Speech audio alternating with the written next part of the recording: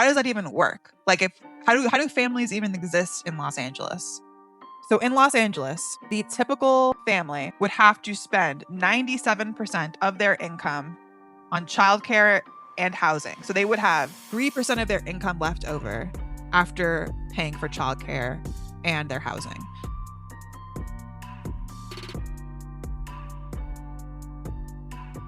Another thing that is, incredibly unaffordable is childcare. Housing and childcare consume more than half of the typical US family's income, but the costs vary widely by metro. I'm going to start with the most expensive first.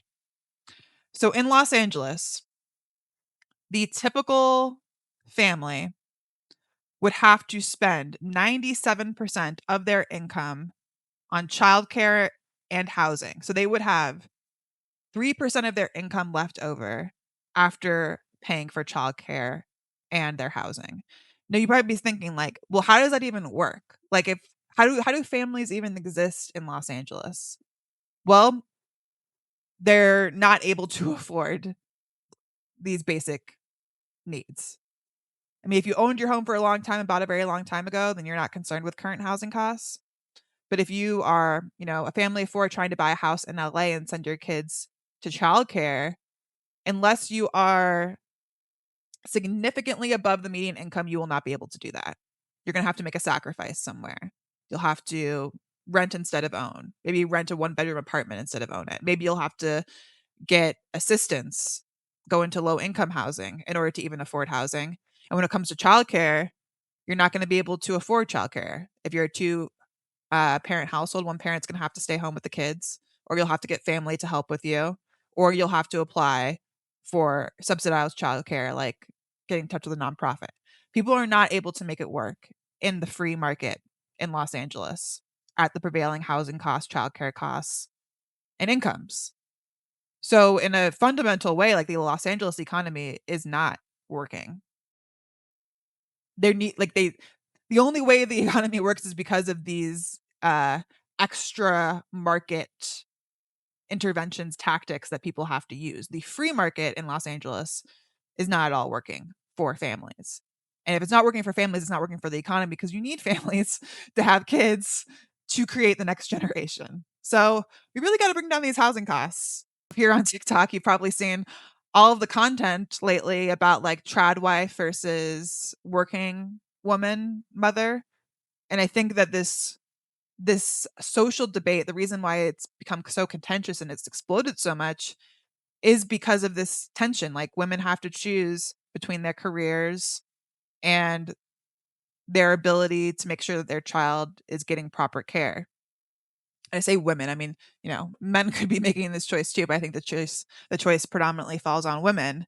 And I think that like the affordability of it all is why things get so contentious because people aren't actually able to choose the thing that they would most want to do. They're economically being forced into situations that are not ideal for them because of the costs. And Progress and Poverty Substack, they put out this article about how low property taxes are freezing young people out of the economy. And I fully agree with this. They even cite some Redfin research that I'm quoted in about how baby boomers own an outsized portion of large homes that would be more suitable for young families. And one of the reasons that older generations are staying in their homes longer, I talked last week about capital gains tax. Another reason is that they don't pay enough property tax to motivate them to sell their homes. If you own a 3-bedroom home in California, but you're paying taxes like it's a 1-bedroom home, there's nothing motivating you to give up that 3-bedroom home to move into the 1-bedroom home.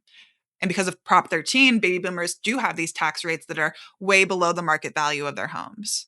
And this research and this article is citing research that validates that let me scroll down. Low property taxes raise the selling price of housing. This is because it restricts the supply, right? People have no reason to sell, so they don't sell. Less homes for sale means higher prices. Another reason is that, well, actually, these are two of the same things. I just said the second thing. I guess these are two ways to say the same thing. But low property taxes decrease the cost of holding on to housing. Yes. So it restricts the supply in that way. It also raises the selling price of housing. Maybe this is one is a consequence of two, is how I would think about it. But when property taxes are high, more people sell their homes, prices drop.